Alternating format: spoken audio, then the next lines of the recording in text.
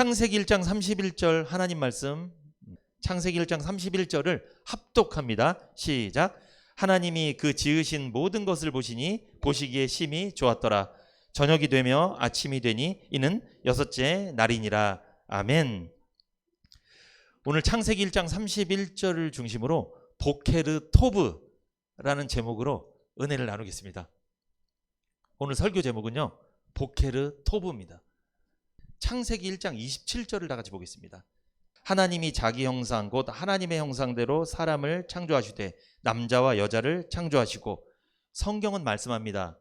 하나님이 남자와 여자를 하나님의 형상대로 만들었다고 말씀하죠. 사람은요, 아무렇게나 만들어진 게 아니에요. 하나님의 형상대로 지음받았습니다. 그런데 하나님이 이 세상 모든 피조물을 만드시고 유일하게 하나님의 형상을 공유하신 피조물이 인간입니다.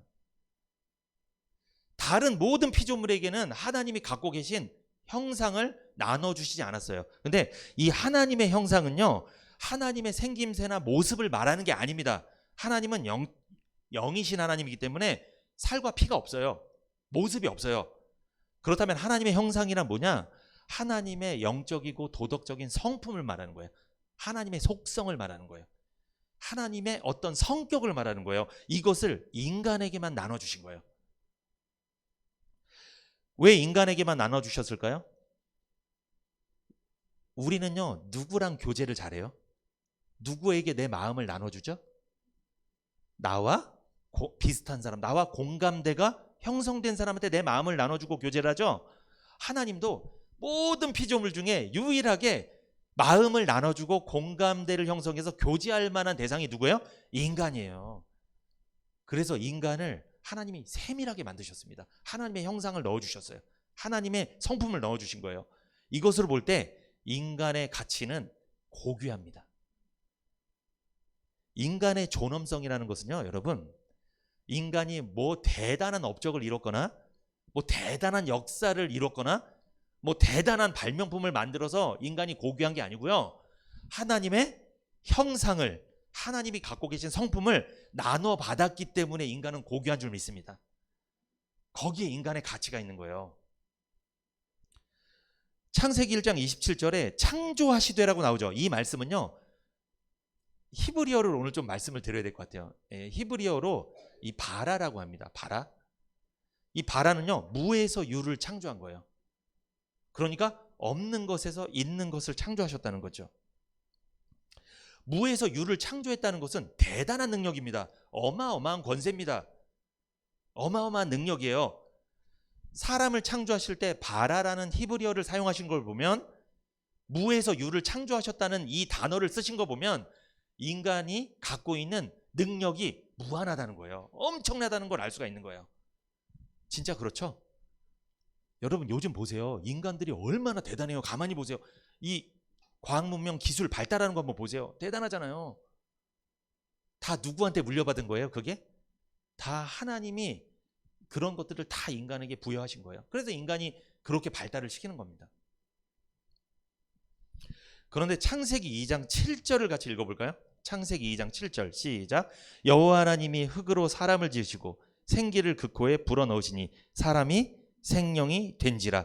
여기 보면 흙으로 사람을 지으시고 생기를 그 코에 불어넣으셨다. 사람은요, 이 땅에 있는 흙이 아니라요, 티끌로 만들어졌습니다. 이 돌아다니는 먼지. 사람 먼지입니다.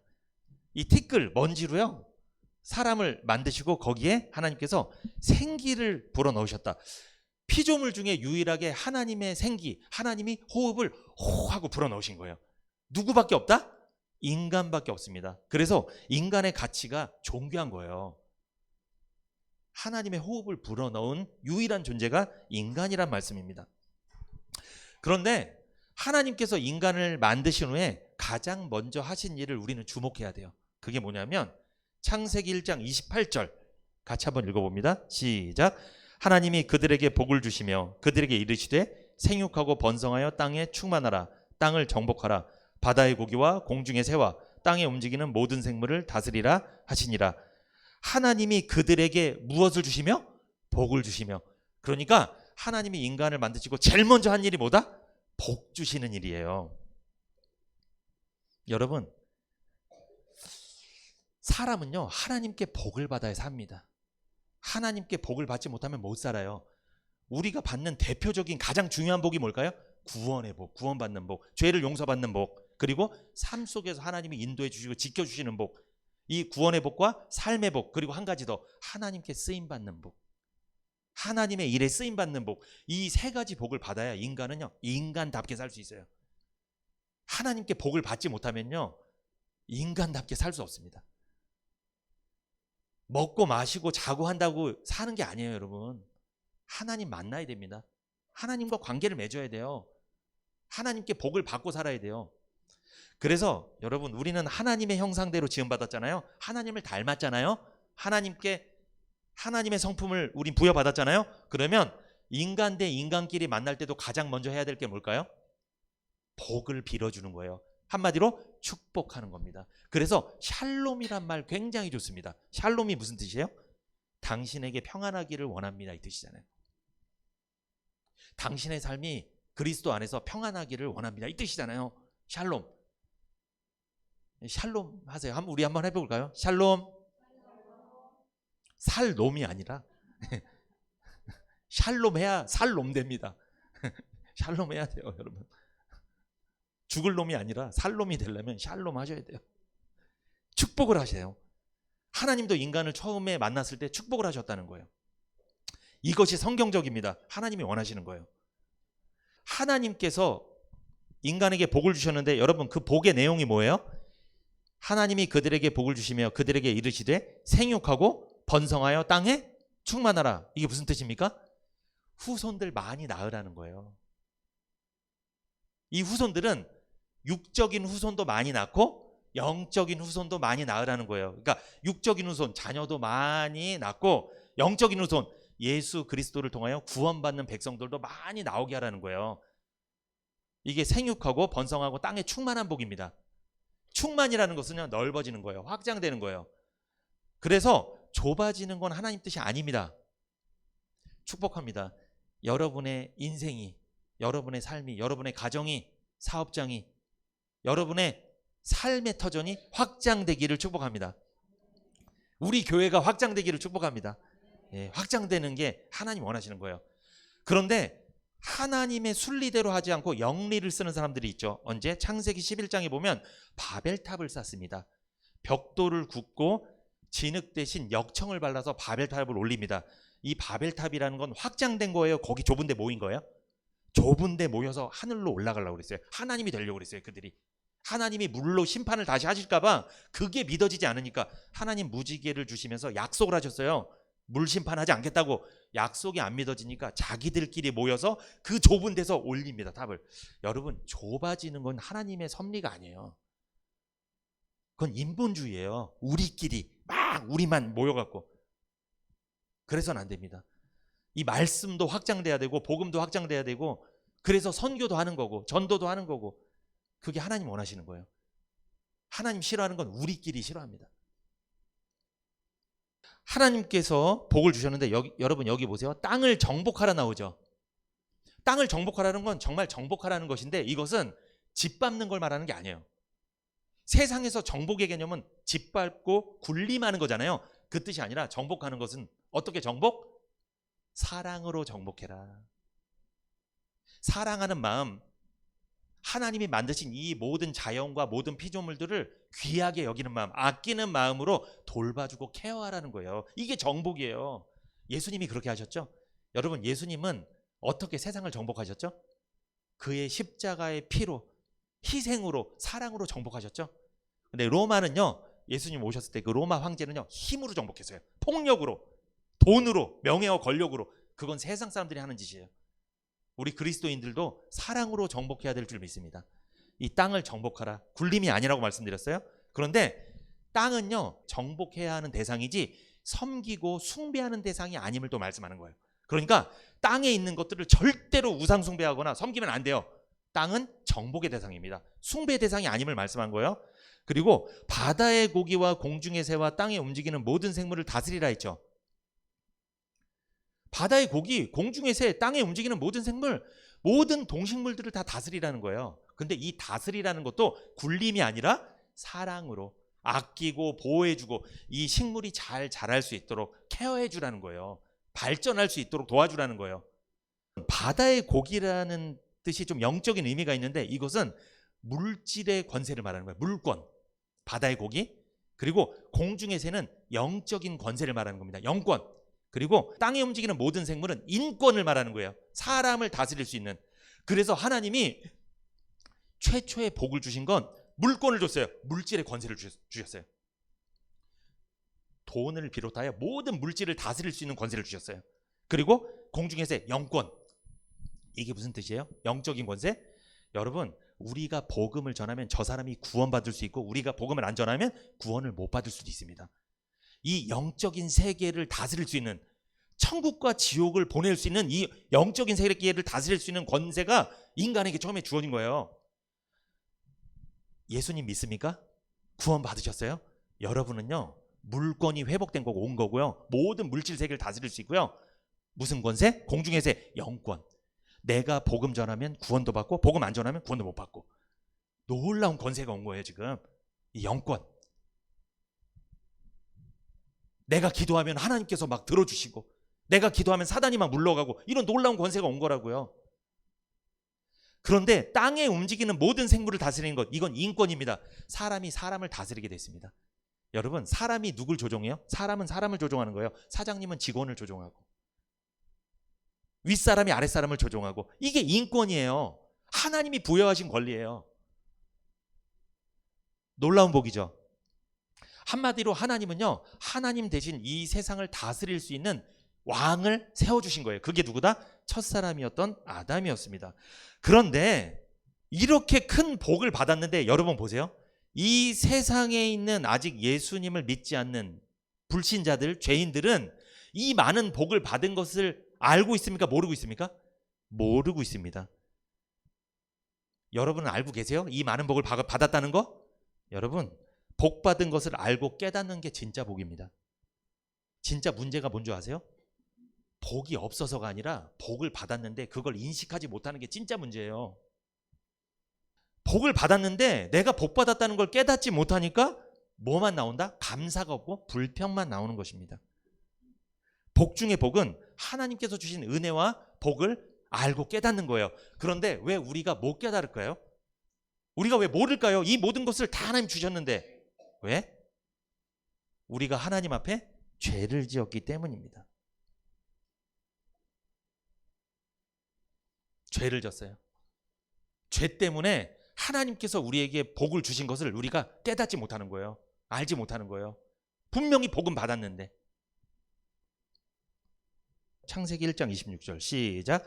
하나님이 가라사대 우리의 형상을 따라 우리의 모양대로 우리가 사람을 만들고 그로 바다의 고기와 공중의 새와 육축과 온 땅과 땅에 기는 모든 것을 다스리게 하자 하시고.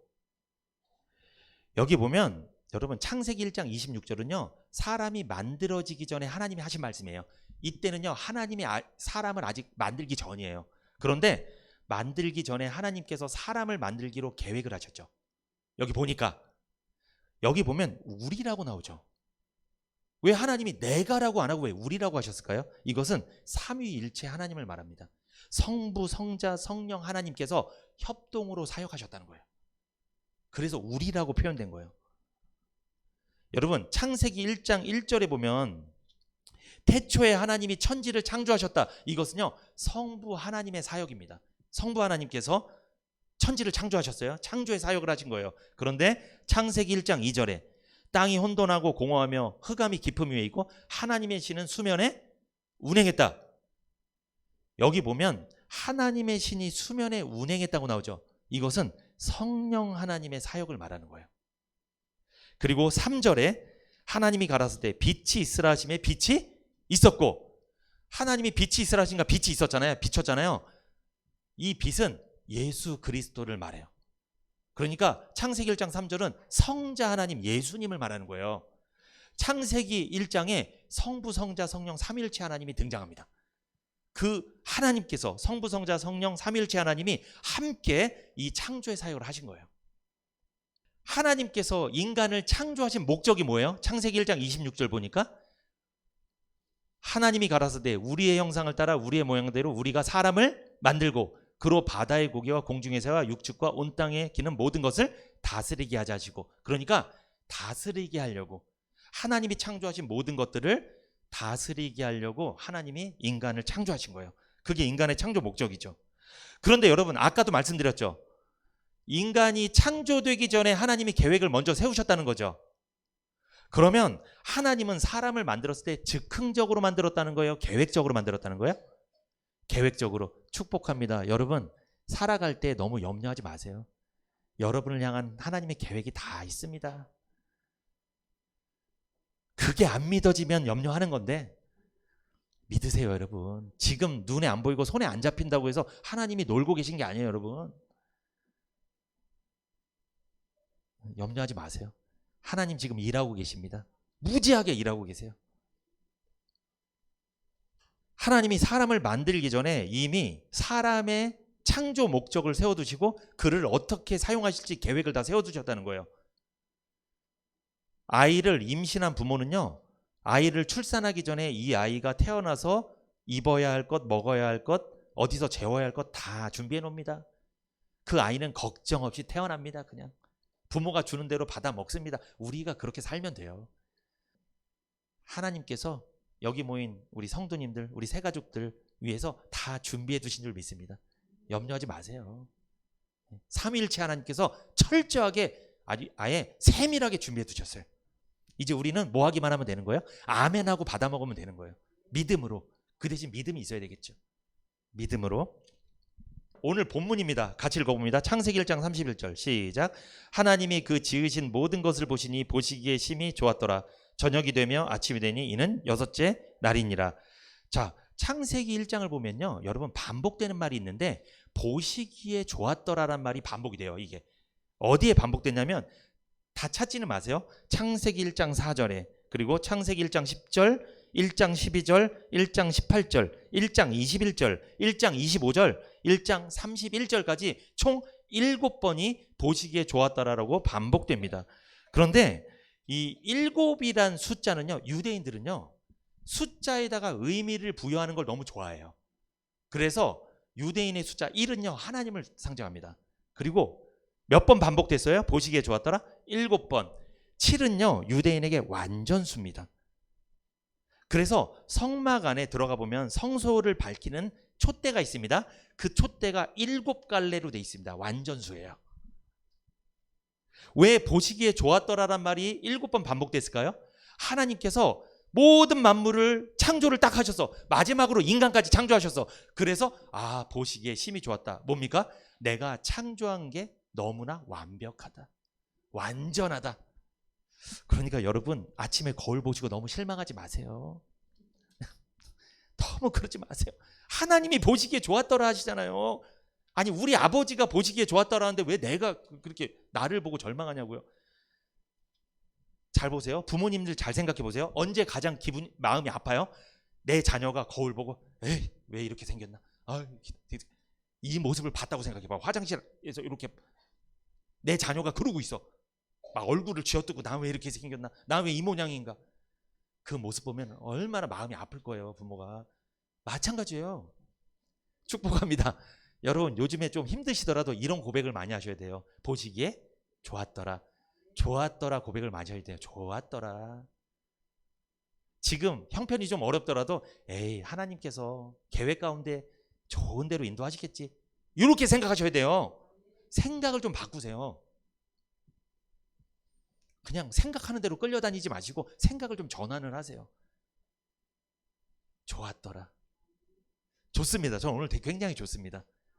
이렇게 출석도 많이 하셔서 너무 좋고, 우리 새가족들 오셔서 좋고, 또 오늘 우리 맛있는 거 먹고 기념품 받으니까 좋고, 좋았더라. 완전히 좋았다는 겁니다. 그런데 여러분, 이 창세기 1장 31절에 좋았더라 있죠. 여기서 중요합니다. 이거 기억하셔야 돼요. 오늘 설교 제목이 뭐죠? 보케르 토브. 여기서 창세기 1장 31절에 좋았더라를 제가 히브리어를 찾아보니까 토브입니다. 이게 토브. 좋았더라가 뭐라고요? 토브. 예. 그런데 이 토브는요, 어떤 의미가 있냐면 좋은이란 뜻이 있어요. 좋은. 그리고 선하다 이런 의미가 있어요. 선한. 그리고 이익을 볼 때 이익 이런 뜻이 있습니다. 토브, 좋은, 선한, 이익. 그러니까 하나님이 모든 창조물을 창조하시고 좋았더라 하셨잖아요. 이것은 토브 뭡니까? 하나님이 정말 좋았다는 거예요. 그리고 하나님의 선하심이 나타났다는 거예요. 그러면 하나님은 무엇이 좋았던 거예요? 하나님의 무엇이 선했던 겁니까? 하나님의 말씀대로 창조되었기 때문에 좋았다는 거예요. 하나님의 말씀대로 창조되었기 때문에 선하다는 거예요. 아까 토브에는요, 이익이란 뜻도 있다고 그랬잖아요. 이건 무슨 뜻이냐? 하나님의 선하심은요, 나에게만 특별 대우를 해주신다 이런 뜻이 있어요. 그게 이익입니다. 나에게만 이익을 주는 거예요. 특별 대우. 그래서 여러분 다윗의 고백을 봅시다. 시편 23편 1절에서 6절 이 두 절만 한번 읽어봅니다. 시작. 여호와는 나의 목자시니 내가 부족함이 없으리로다. 나의 평생의 선하심과 인자하심이 정녕 나를 따르리니 내가 여호와의 집에 영원히 거하리로다. 다윗은요, 여호와 하나님을 나의 목자라고 고백하죠. 그리고 자신에 대해서 목자 대신 하나님의 양이라고 고백합니다. 목자 없이는 단 한순간도 살 수 없는 양처럼 다윗은 목자 되신 하나님 없이는 단 한순간도 살 수 없음을 고백한 거예요. 그런데 시편 23편 6절에 보면 나의 평생의 선하심과 인자하심이 그죠? 이 시편 23편의 고백은 다윗이 노년기 때 쓴 거예요. 이 세상에 살 날이 얼마 안 남았을 때 기록한 시편입니다. 그런데 나의 평생에 선하심이 따라다녔다고 고백하죠. 여러분, 아까 선하심이 토브라고 했죠? 토브가 좋은, 선한, 이익이라고 했죠. 그러면 다윗의 이 고백이 뭡니까? 이것은 다윗의 평생이 하나님의 말씀대로 되어졌다는 거예요. 이것이 선한 거예요. 이게 하나님의 말씀이 자신을 이끌었다는 거예요. 계속 이게 나의 평생의 선하심이라는 뜻이에요. 이것을 고백한 거예요. 대단한 고백입니다. 사람이 나를 이끈 게 아니라 누가? 하나님이 그 말씀으로 나를 이끌었다는 거예요. 이게 나의 평생의 선하심이 따랐다는 고백입니다. 이 고백이 우리도 나와야 돼요. 이 세상을 우리가 떠날 때 이 고백을 해야 돼요. 나의 평생에 하나님은 선하셨다. 이게 무슨 뜻이에요? 하나님이 말씀대로 나를 이끄셨다. 그 말씀으로 나를 붙잡아 주셨다. 그게 너무 좋았다. 토브, 좋은, 좋았다. 이 뜻입니다. 그게 나에게 이익이 되었다. 뭐다? 하나님은 나에게 특별 대우하셨다. 여러분, 하나님께서 다윗에게는요 굉장히 특별 대우했습니다. 다윗은요 굉장히 겉으로 보이는 이미지보다 죄를 많이 졌습니다. 오히려 우리 성도님들이 더 착해요. 다윗이 더 나쁜 사람이에요. 얼마나 악한 죄를 많이 졌는데요. 그러나 하나님이 그를 죄를 많이 졌음에도 특별 대우하셨어요. 이게 선하심입니다. 여러분, 죄 안 짓고 내가 죄 안 짓고 노력하면서 사는 게 편할까요? 죄를 짓는데 용서받으며 사는 게 편할까요? 죄를 져도 용서받으며 사는 게 편하죠. 나중에 밖에 나가서 그러시는 거 아니야? 목사님 죄지라고 그랬다고 막 이렇게. 그게 아니고요. 제가 죄지라고 말 안 해도 나가면 무조건 죄악이에요. 무조건 죄 짓는 거예요. 죄 짓는 거잖아요. 나가면 나가자마자 생각으로 말로 행동으로 죄 짓잖아요. 그런데 하나님이 계속 특별 대우해 주신다는 거예요. 토브. 그게 너무 좋았다는 거예요. 다윗의 그 고백이에요. 내 평생을 돌아보니까 죄를 많이 졌는데 하나님이 그때그때마다 용서해 줬다는 거예요. 내 죄를 발로 밟으시고 깊은 바다에 던져주셨다는 거예요. 이 고백입니다. 이게 선하심이에요. 이것이 좋았다는 거죠. 하나님이 수많은 사람들 중에 유독 다윗에게만 특별 대우하셨다는 거예요. 그래서 여러분, 토브, 선하신 하나님이 믿어진 사람은요, 하나님이 나에게 무슨 대우? 특별 대우 해줬다는 게 믿어진 사람이에요. 그러니까 하나님이 다른 사람은 복 안 줘도 누구한테는? 나한테는 줄 것 같은 생각이 들어요. 이게 선하신 하나님을 믿는 거예요. 이 사람은요 인생이 좋습니다. 그 사람은 입술에서 고백이 좋았더라 이 고백이 나와요. 토브 나오는 거예요. 보시기에 좋았더라 토브 나옵니다.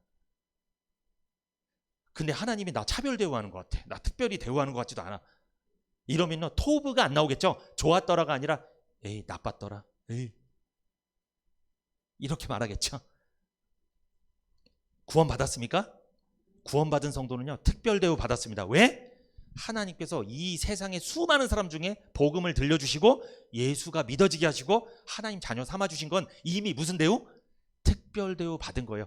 아무나 예수가 믿어지지 않아요, 여러분. 믿어진 게 기적이에요. 이게 특별 대우 받은 거예요.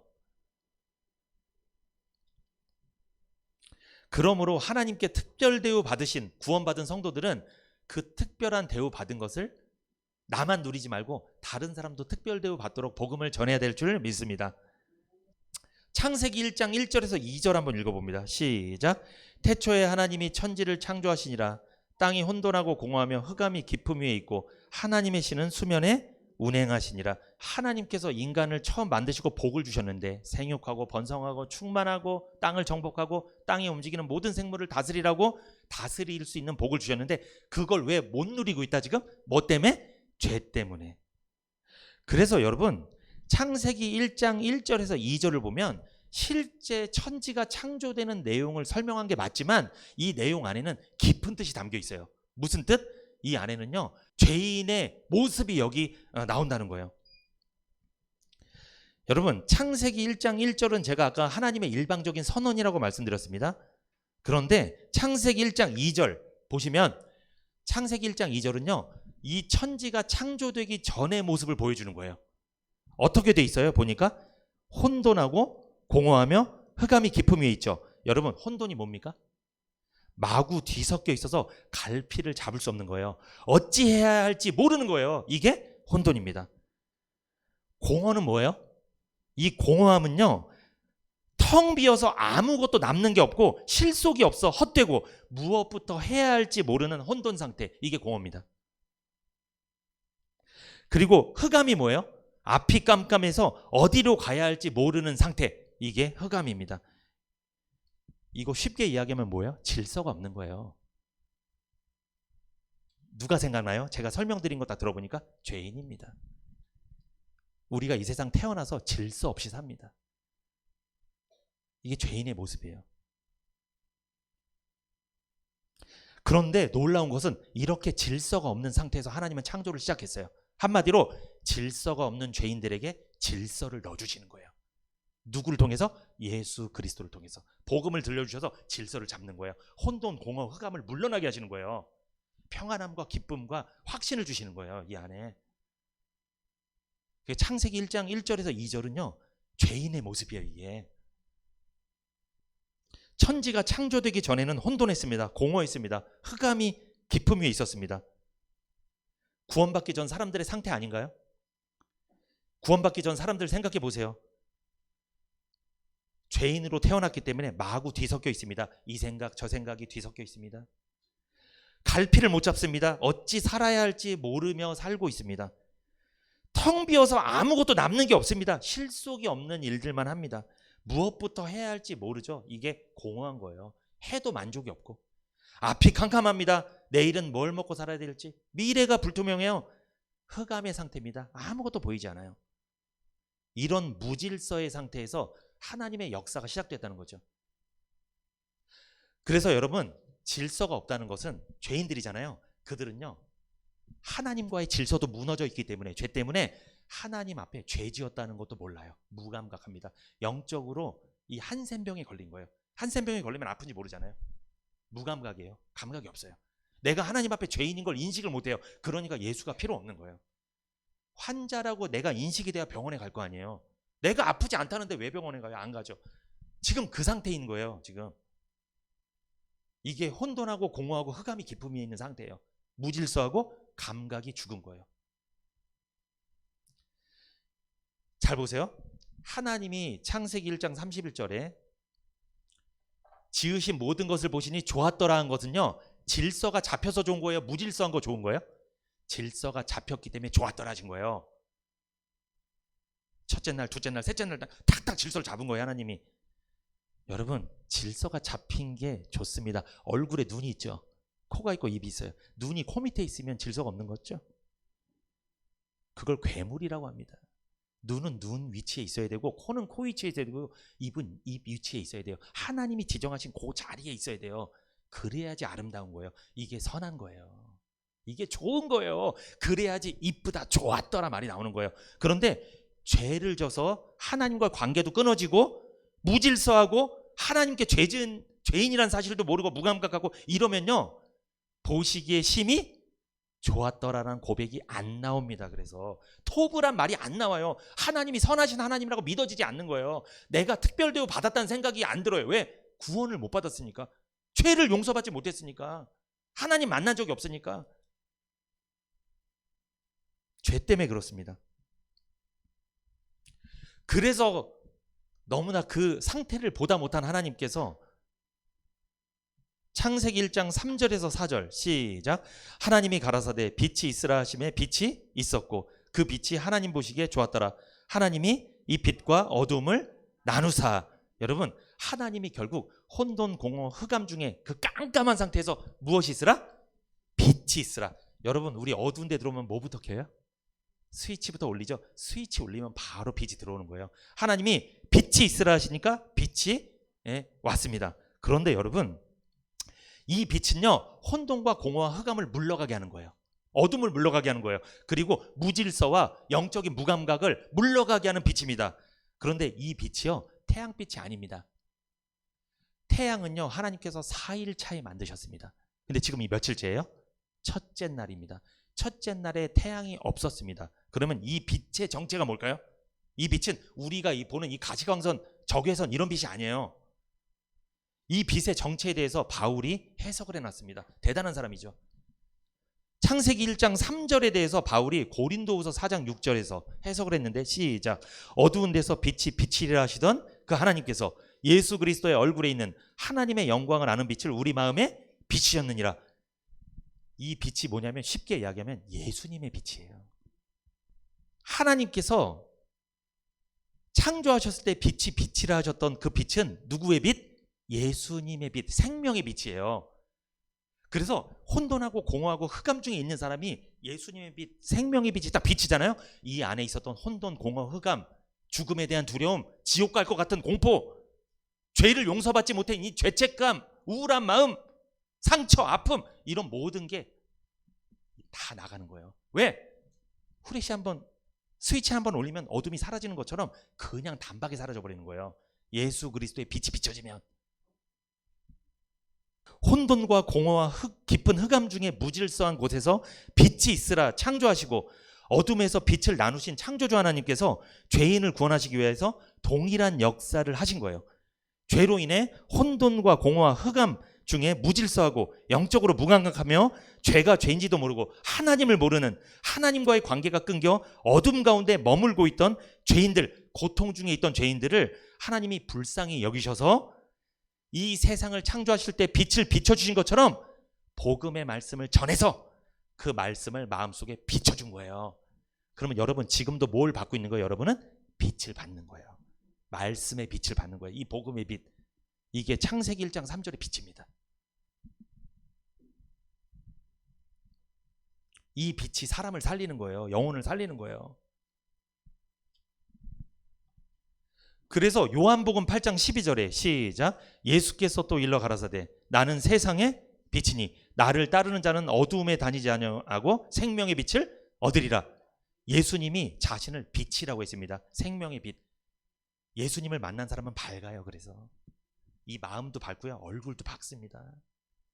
하나님이 선하시다고 믿어져요. 내 인생 좋았더라 이렇게 고백해요. 근데 가만히 보면 그 사람이 삶이 괜찮은 게 아니에요. 힘들어요. 어려워요. 그런데도 밝습니다.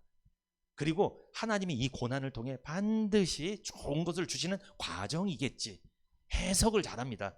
좋았더라 고백을 한다는 거죠. 그런데 죄를 용서받지 못한, 구원받지 못한 사람은 입술에서 좋았더라가 안 나옵니다. 불평만 나오는 거예요. 그러니까 더 힘들죠, 삶이. 에베소서 1장 17절 시작. 우리 주 예수 그리스도의 하나님 영광의 아버지께서 지혜와 계시의 정신을 너희에게 주사 하나님을 알게 하시고, 이 지혜와 계시의 정신은요, 지혜와 계시의 영, 성령님을 말하는 거예요. 그러니까 복음을 들을 때, 말씀의 빛, 복음의 빛을 비출 때 그때 누가 역사한다? 하나님의 신이 운행한다. 성령께서 역사하셔서 우리 마음에 이 복음을 깨닫게 하신다. 믿어지게 하신다. 아, 내가 이거 몰랐는데 이게 이런 뜻이네. 알게 하시는 거예요. 그때 하나님의 사랑을 경험하는 거예요. 이게 구원의 역사가 일어나는 거예요. 이래서 우리 힘으로 깨닫는 게 아니에요. 성령이 역사하셔야 돼요. 그래서 아까 창세기 1장 3절에 빛이 빛이라 하시기 전에 2절에 하나님의 신이 수면에 운행하고 있었죠. 그게 성령님이 이미 준비 태세를 하고 계신 거예요. 예수님의 빛이 비치면 바로 역사에서 천지 창조, 막 질서, 첫째 날, 둘째 날 탁탁탁 잡게 성령님이 다 하시는 거예요. 복음의 말씀을 딱 듣잖아요. 아, 나 죄인이구나. 나 구원받아야 되겠구나. 아, 나 이렇게 살면 안 되겠다. 아, 나 하나님 만나야 되겠다. 이런 생각이 딱딱 잡히는 거예요. 이게 누가 하시는 거다? 지혜와 계시의 정신, 성령께서 하시는 거예요. 복음 들어야 돼요. 그래서 말씀을 들으셔야 되는 거예요. 말씀을 통해 성령이 역사하는 거예요. 기도만 한다고 구원받는 게 아니에요. 말씀을 통해 구원받는 거예요. 그러면 여러분 뭐가 믿어질까요?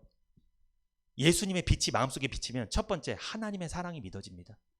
아, 하나님이 날 사랑하셨구나. 날 아끼셨구나.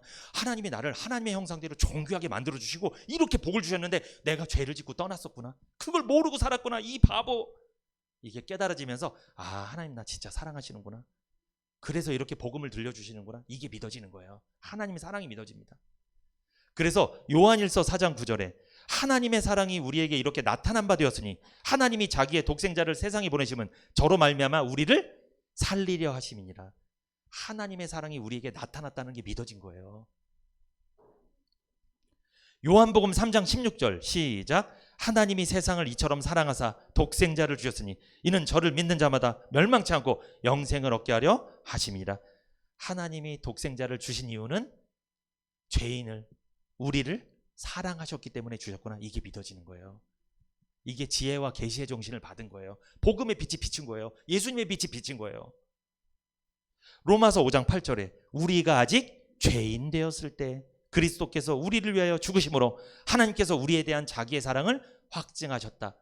하나님이 예수님을 십자가에 죽이면서까지 사랑을 보여주신 것, 이것은 우리에 대한 사랑을 뭐한다? 확인해 주시고 증거해 주신 거예요. 확증, 도장을 찍어 주셨다는 거예요. 나는 너를 진짜 사랑한다. 실제로 보여주신 거예요. 이게 십자가 사건이잖아요. 두 번째, 여러분 지혜와 계시의 정신, 예수님의 빛을 받으면 하나님의 은혜가 믿어집니다. 그래서 에베소서 2장 8절 시작. 너희가 그 은혜를 인하여 믿음으로 말미암아 구원 얻었나니 이것이 너희에게서 난 것이 아니요 하나님의 선물이라. 하나님의 은혜로 구원받았다는 게 믿어지는 거예요. 행위가 아니라, 노력이 아니라. 세 번째, 무엇이 믿어진다? 하나님의 속죄가 믿어진다. 여러분, 속죄는요, 내가 죄를 지었는데 내 대신 다른 대상이 죄를 치르는 거예요. 죄값을 치르는 걸 속죄라고 해요. 내가 치르는 게 아니라 내 대신해서 나의 죄값을 대신 치러주는 거예요. 그래서 구속, 대속, 속죄, 속량 같은 말이에요. 다 속죄. 우리의 죄는 누가 치러주셨죠? 우리 죄값을 누가 지불하셨죠? 히브리서 9장 12절 염소와 송아지의 피로 아니하고 오직 자기 피로 영원한 속죄를 이루사 단번에 성소에 들어가셨느니라. 예수님의 피로 우리의 죄값을 치러주셔서 우리는 단번에 예수님이 들어가신 것처럼 성소에 들어가게 된다. 구약에는 반복적으로 피를 흘렸잖아요. 염소와 소의 피를 흘렸잖아요. 그것은 죄를 영원히 없애지 못했어요. 그런데 예수님의 보배로운 피는 우리의 죄를 단번에 영원히 없앤 줄 믿습니다. 맞아요. 이거 믿으셔야 돼요. 이 사람이 예수님의 빛이 비친 사람이에요. 이 사람이 하나님을 토브, 선하다, 좋다 이렇게 고백하는 사람이라는 거죠. 창세기 1장 5절에서 31절 시작. 빛을 낮이라 칭하시고 어두움을 밤이라 칭하시니라. 저녁이 되며 아침이 되시니 이는 첫째 날이니라. 하나님이 그 지으신 모든 것을 보시니 보시기에 심히 좋았더라. 저녁이 되며 아침이 되니 이는 여섯째 날이니라. 여러분, 하나님의 속죄를 믿습니까? 하나님이 내 죄값을 치러주신 거 믿으세요? 그렇다면 여러분은 구원받은 성도인 줄 믿습니다. 그 속죄를, 내 죄를 해결해 주셨다고 믿으셔야 돼요. 그런데 이제 창세기 1장 5절에서 31절 보면 여러분, 복음의 빛, 말씀의 빛, 예수님의 빛이 비친 사람은 좋았더라라는 고백이 끊이지 않죠. 계속 좋았더라. 나에게 주어진 상황과 여건, 만나는 사람들, 삶의 모든 것들이 좋아 보이는 거예요. 즉 하나님의 선하심을 경험한다는 거죠. 하나님의 말씀대로 되고 있고 하나님이 나를 특별 대우한다는 생각이 듭니다. 이래서 행복한 인생을 사는 거죠. 그런데 여러분, 창세기 1장 5절에 그리고 31절에 보면 저녁이 되며 아침이 되니 그러죠. 여러분, 이 저녁과 아침, 유대인들은요 저녁부터 하루가 시작돼도 그 다음날 저녁까지가 하루, 이런 개념이 있어요. 시간 개념이. 저녁이 되며 아침이 되니 이게 반복이 됩니다. 첫째 날, 둘째 날 계속 반복되는데, 여러분 이건 무슨 뜻이냐? 여기 저녁이고 아침 있잖아요. 아침은 히브리어로 보케르입니다. 오늘 설교 제목이 뭐예요?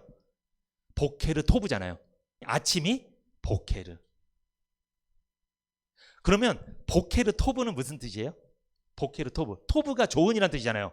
보케르는 아침. 좋은 아침입니다. 굿모닝 이 뜻이에요. 그래서 유대인들은요 보케르 토브 인사합니다. 이게 뭐예요? 좋은 아침입니다. 굿모닝. 오늘 하루 평안하시기를 원합니다. 당신의 삶에 하나님 복이 가득 임하시기를 원합니다. 이런 뜻이에요. 좋은 뜻이에요. 우리 한번 외쳐볼까요? 우리 같이 서로 시작. 보케르 토브.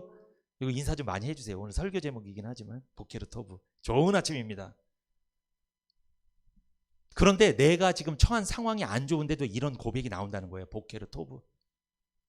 나는 당장 먹을 게 없고 돈도 없고 힘든데 아침에 일어나자마자 보케르 토브 그런다는 거예요. 그런데 이 보케르는요 아침이라고 그랬잖아요. 네, 새벽을 뜻하기도 하고 해 뜨기 직전 동틀녘을 의미하기도 하죠. 그런데 놀라운 것은요 여러분, 이 보케르가 아침이라고 그랬잖아요. 여기에는요 또 하나의 뜻이 있어요. 요걸 설명하려고 하는 거예요. 그건 목자란 뜻이 있습니다. 그러니까 보케르는 아침이란 뜻 말고 목자. 그럼 잘 보세요. 보케르 토브는 좋은 아침이란 뜻이기도 하고, 이 토브에 뭐가 있다고 그랬어요? 좋은 말고 선하신. 그러면 보케르 토브가 무슨 뜻이야? 선한 목자. 누굽니까? 예수님입니다. 보케르 토브는 예수님이에요.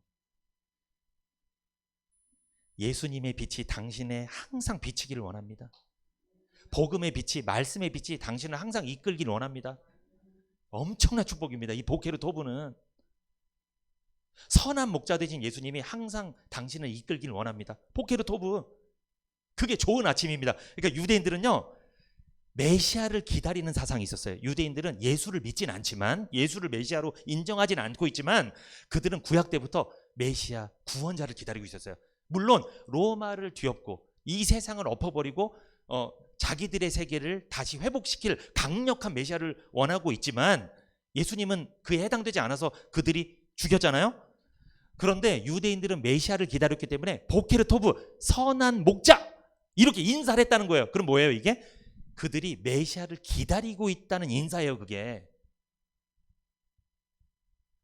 보케르 토브, 좋은 아침입니다. 또 무슨 뜻? 선한 목자, 메시아가 당신을 이끌기를 원합니다. 이런 뜻이에요. 그러면 여러분, 유대인들은 예수님을 메시아라고 인정 안 하지만 우린 인정하죠. 그럼 우리는 보케르 토브 하면 어떤 의미로 적용해야 될까요? 우리는 우리 죄를 용서해 주시고 우리를 구원해 주시고 하늘로 승천하셔서 하나님 보좌 옆에 우편에 계시는 그 예수님이 다시 오실 것을 우리는 기대합니다. 기다립니다. 이게 보케르 토브입니다. 우리는 보케르 토브, 그 재림하실, 다시 오실 예수님을 기대한다고 하면서 우리는 그 개념에서 보케르 토브 인사를 하는 거예요. 유대인들은 그걸 하지 않겠죠. 예수를 메시아로 인정 안 하니까. 유대인들은 지금도 메시아를 기다려요. 근데 우리는 다시 오실 예수님을 기다리는 믿음으로 보케르 토브 해야 될 줄 믿습니다. 아침에 한번 인사해 보세요. 보케르 토브, 좋은 아침입니다. 선한 목자 되신 예수님이 당신을 이끄시기를 원합니다. 당신에게 평강 주시기를 원합니다. 당신의 삶에 복을 주시기를 원합니다. 보케르 토브. 창세기 1장 5절에서 31절 보면 저녁이 되면 아침이 되죠. 여러분, 저녁은 어떤 때예요? 빛이 사라지는 때죠. 우리 인생이 저녁 같을 때가 있죠. 어떨 때? 힘들 때, 괴로울 때, 상처받고 우울하고, 내가 무슨 죄를 졌는데 이 죄를 용서 못 받았을 때 혼돈하고 공허하고 흑암이 깊음 위에 있고 막 짜증나고 화나고 우울하고, 이게 저녁입니다. 근데 보세요. 저녁이 되면 어디가 되니? 아침이 된다고 말씀하죠. 저녁 같은 내 인생을 아침이 되게 하신 줄 믿습니다. 그래서 우리는 보케르 토브 이 인사를 자주 해야 돼요. 여러분, 내 인생 저녁입니까? 지금 저녁이라고 생각되신 분 있어요? 그러면 죄를 용서받고 구원받아야 됩니다. 하나님 만나야 돼요. 그래야지 보케르 토브 아침에 그 인사를 할 수 있는 거예요. 내가 죄를 용서받지 못하잖아요. 구원을 받지 못하면 항상 불만이에요. 보케르 토브 좋은 아침 절대 안 나옵니다. 그 말. 선한 목자 나오지 않아요. 절대 그런 말 안 나와요. 요한복음 10장 11절에 나는 선한 목자다. 선한 목자는 양들을 위하여 목숨을 버린다고 주님 말씀하셨죠. 시편 30편 5절 한번 읽어보세요. 같이 읽어봅니다. 시작. 그 노염은 잠깐이요 그 은총은 평생이로다. 저녁에는 울음이 기숙할지라도 아침에는 기쁨이 오리로다.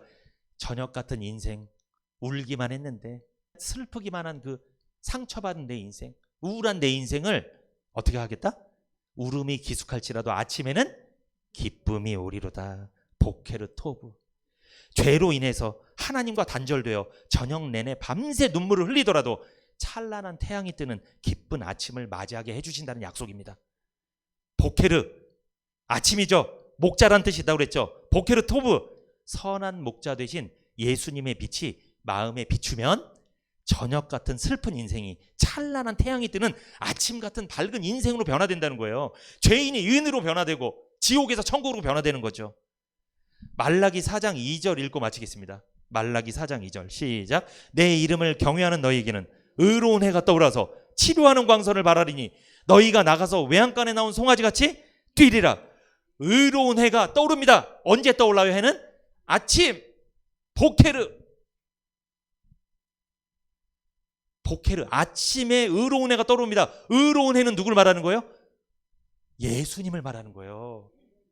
예수님이 내 인생, 내 마음속에 떠오르는 거예요. 내 슬픈 인생, 내 불안한 인생, 죄책감에 짓눌려 있는 인생, 내 우울한 인생 가운데 이 복음이, 말씀이, 예수님이 떠오르면 그때 서광이 비치는 거예요. 인생이 보이는 거예요. 그때부터 길이 열리는 거예요. 아, 내가 지금까지 잘못 살았네. 죄를 용서받고 나보면요 알게 돼요. 설명 제가 자세히 안 해도 다 알게 돼요. 하나님 다 알게 하세요. 지혜와 계시의 정신을 주셔서 다 깨닫게 하세요. 아, 이게 진짜 사람 사는 맛이네. 이거 구원받고 봐야 되겠네. 의로운 해는 예수님을 상징하죠. 저녁 같은 우울하고 슬픈 내 인생에 의로운 해이신 예수님이 떠오르는 것이 진정한 아침, 보케르입니다. 예수님의 빛이 내 인생에 비추면 이제는 하나님의 자녀로서 새로운 아침을 맞이하는 거죠. 여러분, 보케르 토브를 맞이하시기를 축복합니다. 그러려면 어떻게 해야 되겠죠? 교회에 나오셔서 이 말씀 들으셔야 돼요. 이 복음을 자주 접하셔야 돼요. 그래야지 내 마음속에 보케르 토브가 딱 떠오르는 거예요. 좋은 아침이 되고 선한 목자 되신 예수님이 나를 이끄시는 거예요. 우리 모두 그런 은혜를 받기를 축복합니다.